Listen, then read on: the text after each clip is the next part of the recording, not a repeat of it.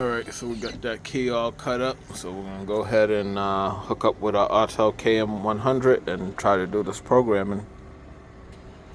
Alright, so this van, like I said, had the alarm going off, so I actually already programmed the remote with the onboard procedure.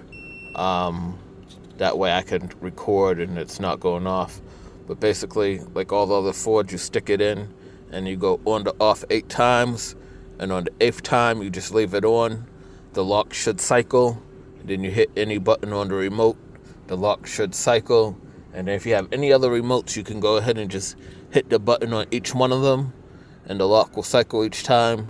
And then when you shut the key off and take it off, it will cycle one more time to indicate that it's closing programming mode. Alright, so real quick, I'm going to do this. 1, 2, 3, 4, 5, 6, 7, 8. That's them cycling. And then I hit the button, it cycled again to indicate programming mode. And then I shut it off, and they cycled again, indicating that they closed. But we still got to program the transponder on this. So when I put the key in and I turn it to the on position, it is not going to allow me to start. Trying to start, and I don't remember exactly where the immobilizer light is on this year, but I am going to go ahead and get the programmer set up and we'll get it programmed. Alright, from the main screen I'm going to hit immobilizer. Alright, and then it auto detected the VIN number, so I'm going to go ahead and hit OK. And then we'll select Ford. Select OK. And then I'll select Ford up top. Select F150. And then we have to make sure we select the right year.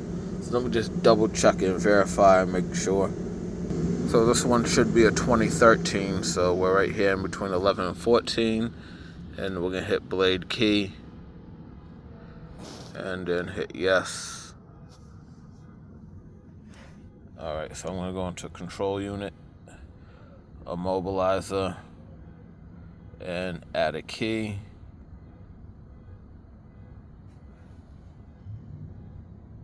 Alright, and then we'll have to go ahead and wait the 10 minutes. So if you're not familiar with these systems, you might, reading the number of keys helps to make sure you're not already at 8. On most Fords, 8 is the maximum number of keys. So if you read it and it says you're already at 8, you're gonna have to do all keys lost, erase them, and add the 2 new keys back in. But if you're under 8, even if it is all keys lost, you can just select add a key and go ahead and add the keys in without having to erase all the other keys.